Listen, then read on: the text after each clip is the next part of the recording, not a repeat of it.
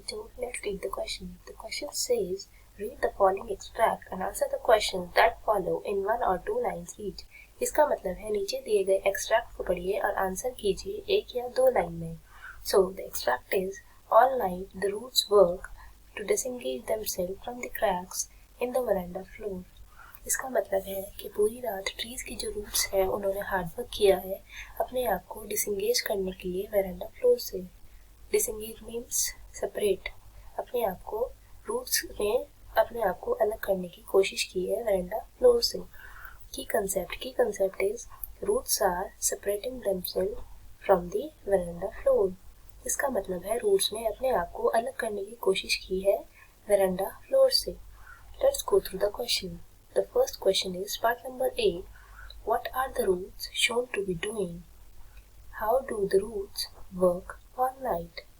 इसका मतलब है रूट्स क्या काम करते हुए दिखाई दे रही है और रूट्स ने पूरी रात क्या काम किया है, कौन सा हार्ड वर्क किया है.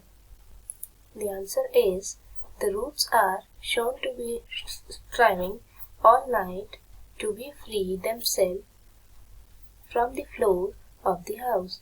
In their struggle, they have caused cracks in the veranda floor and are jutting out of them.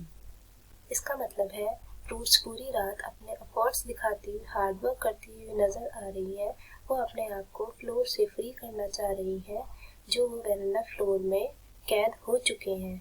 वो अब फॉरेस्ट में जाना चाहते हैं, तो इसलिए वो अपने आप में पूरी एफर्ट्स दिखा रहे हैं कि वो अपने रूट्स को वेरांडा फ्लोर से अलग कर सके. और इस स्ट्रगल में उन्होंने क्रैक्स छोड़ दिए हैं वेरांडा फ्लोर में जो उन्होंने एफर्ट्स दिखाए हैं उसकी वजह से. Part number B. Why do the roots want to disengage themselves? इसका मतलब है रूट्स अपने आप को डिसंगेज क्यों करना चाहती थी. The answer is the trees want to leave the cramped space of the unnatural habitat of the house and move to the forest. They can not move only if roots are freed.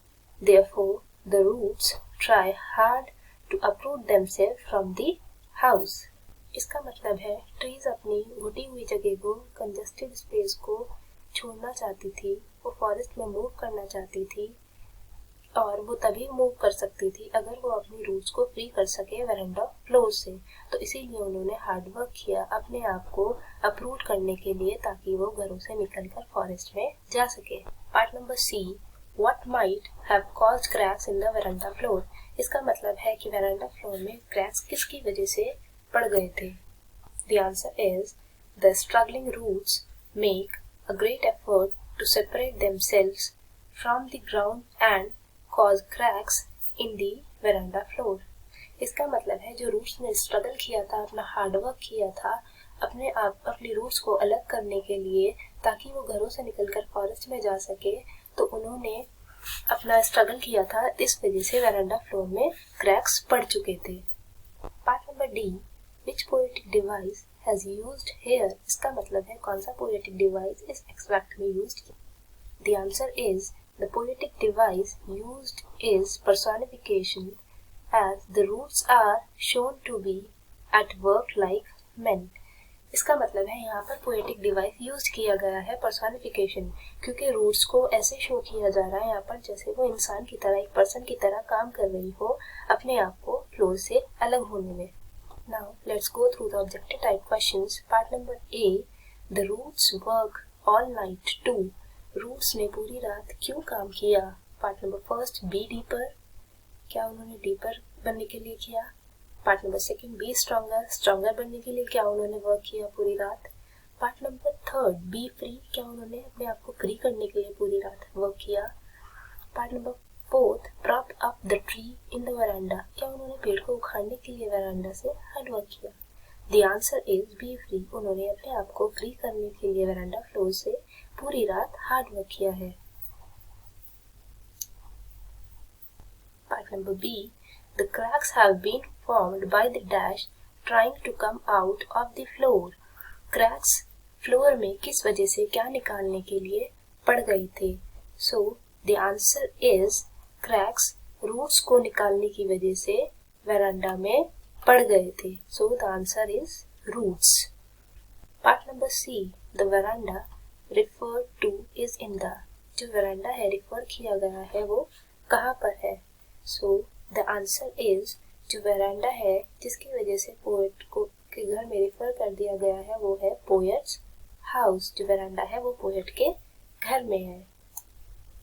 Part number D, the roots work, a literary device used in this expression is. The roots काम कर रही हैं extract में ये दिखाया गया है, तो इस एक्सप्रेशन में कौन सा पोएटिक डिवाइस यूज किया गया है. So here the answer is personification, क्योंकि रूट्स ने एक इंसान की तरह, पर्सन की तरह काम किया है हार्डवर्क करने में, रूट्स अपने आप को बाहर निकालने में वेरेंडा फ्लो से. तो that is why the poetic device used in this extract is personification. Part number E, a word in the extract that means the same as detach or separate. इसका मतलब है एक ऐसा वर्ड है extract में जिसका मतलब डिटैच भी है और सेपरेट भी है.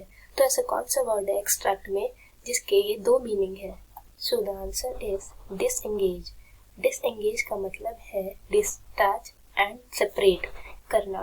तो एक्सट्रैक्ट में यही वर्ड है जो इसका मतलब डिटैच भी है और डिसएंगेज भी है. So the answer is disengage. I hope you all understood the question. Best of luck.